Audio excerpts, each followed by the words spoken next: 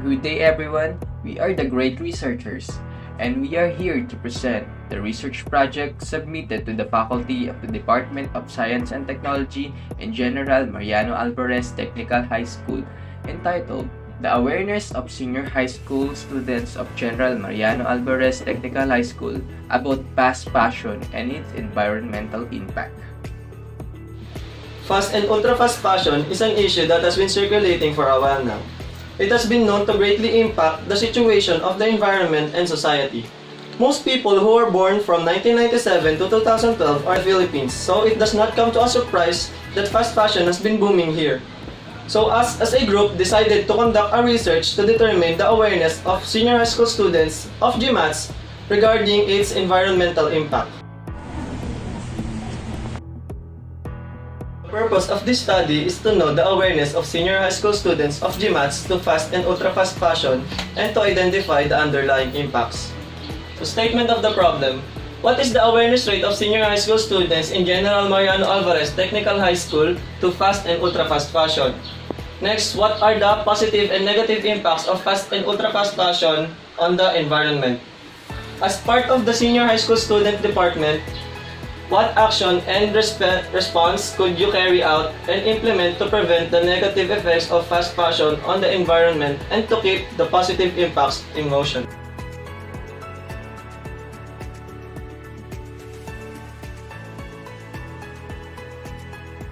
The significance of this study, this research will serve as an answer to the question of the people, especially the following. For the students, they will know the importance of recycling clothes and they will gain awareness about the underlying impacts of fast fashion. For teachers, they will gain awareness and might as well spread the information by using his or her influence as an educator.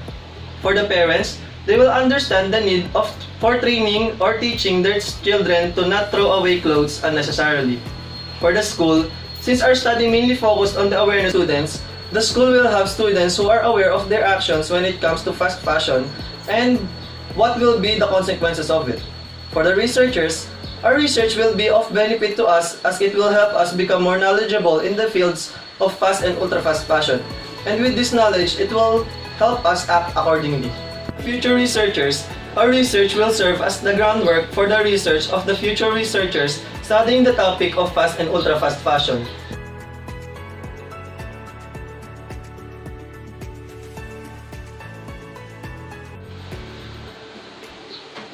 The scoring review of related literature said that fast fashion is known to be an issue that cannot be solved because of the constant usage and skyrocketing consumption.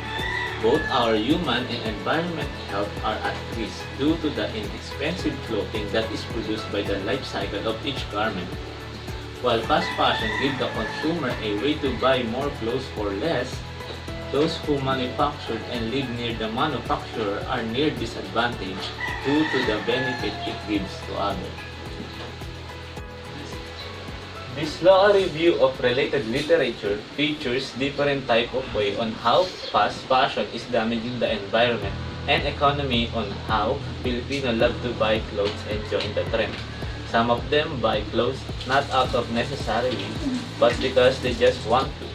By buying clothes recklessly, as time passes, it will stockpile until it becomes waste which then affect the environment because it will become a pollution.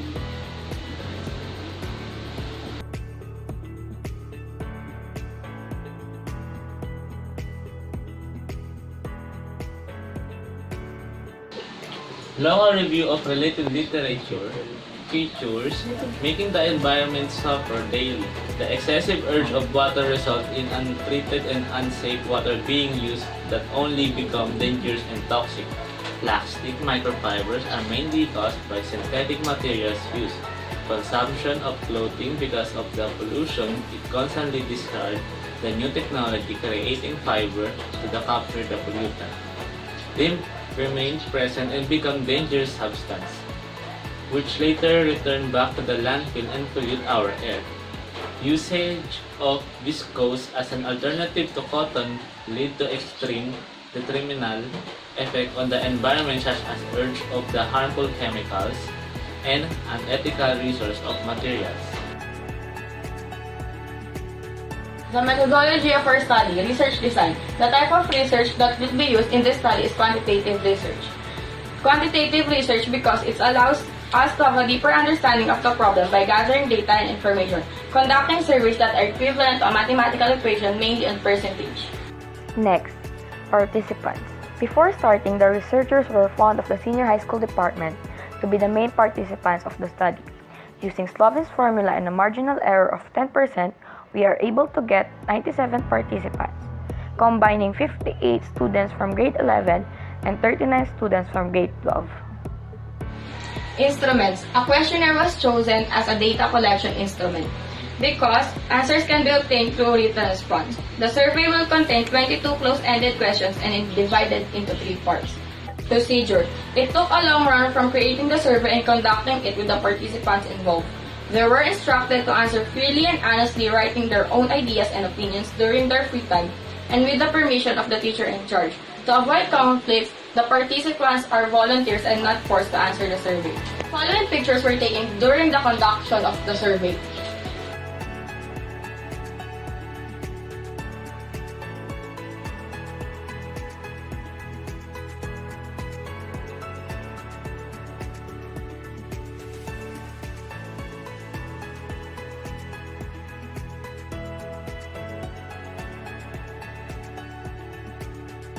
So here's are the result and discussion of the surveys that we conduct. On the first part, based on the findings derived from the study, the following conclusions were drawn.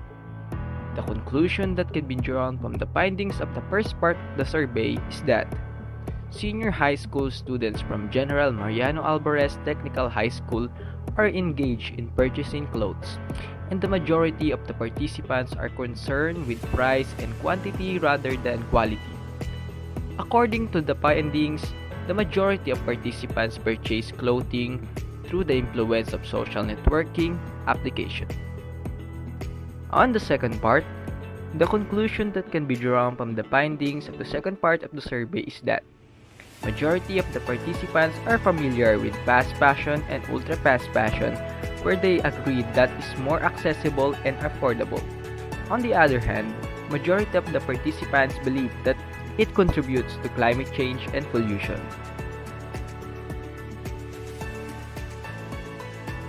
And for the third part, the findings from the third part of the survey show that the majority of the participants usually repurpose their old clothes by turning them into rugs and other household materials or accessories, which gets 36.08% of participants, and also giving away clothes to donate drives, which gets 44.33% of participants. When it comes to buying and selling pre-owned clothing, the majority of participants are neutral, accounting for 41.24% and 39.18% rates respectively, while 36.38% agreed on shopping at thrift shop and bargain stores.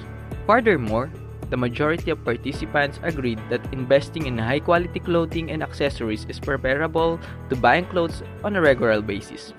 And since a majority of participants have access to eco-friendly and sustainable clothing brands, 43.29% of them agreed that supporting local and indigenous weavers is a sustainable way to reduce textile waste.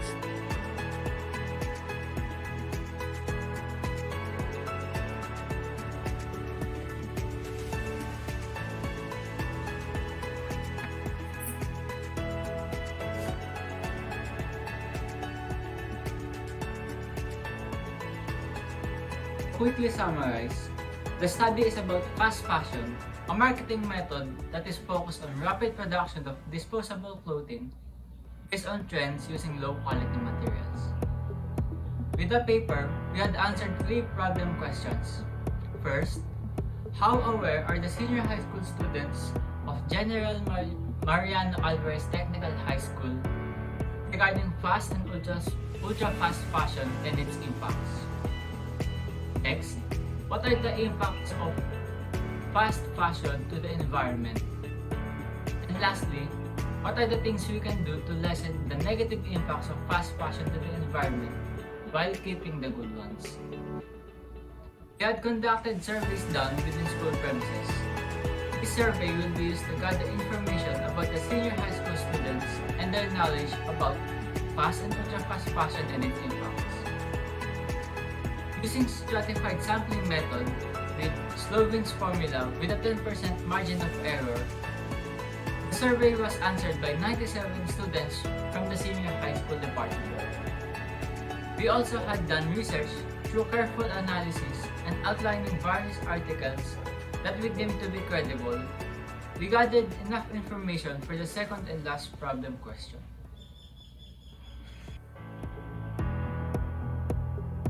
And to conclude, these were the results. For problem question number 1, how aware were the senior high school students of General Mariano Alvarez Technical High School? Awareness of the senior high school students were above average. More than half of them were knowledgeable regarding fast and ultra-fast fashion. Next, for problem question number 2, what are the positive and negative impacts of fast fashion to the environment? Based on the research, even though fast fashion is unsustainable, it also provides positive impacts such as some eco-friendly and decomposable clothes has been used as fertilizer for the soil. Not only that, fast fashion can serve as a source of income for the people, and with that, it helps the economic growth of the country. Next are the negative impacts, such as the pollution the fast fashion industry has produced. It is a threat to our water as it uses harmful chemicals that are dangerous not only to the environment but also to us. It consumes a lot of water, and because of that, it also produces a lot of toxic wastewaters that are dumped directly into the rivers. During production of the clothes, some factories emit harmful greenhouse gases.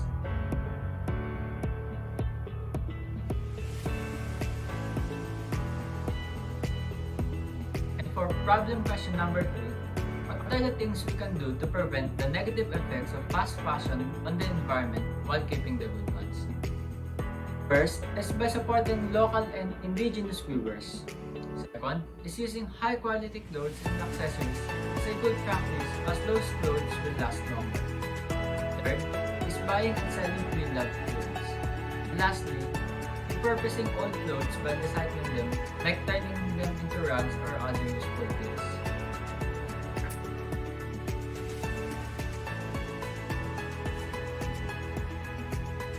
And to end this, I would like to give our recommendations. First, conducting seminars within school premises to teach students about fast fashion. Next, promoting more sustainable practices in production of clothes, such as less usage of hazardous fabrics and using more eco-friendly clothes like hems, bamboos, and many more. Next, recycling and donating old clothes to others. Next, supporting brands that use sustainable methods and eco-friendly materials for their products, such as PAC, Veta, Tenchi, Woody, and many more. Next, it's encouraging friends and other family members to do these practices as well.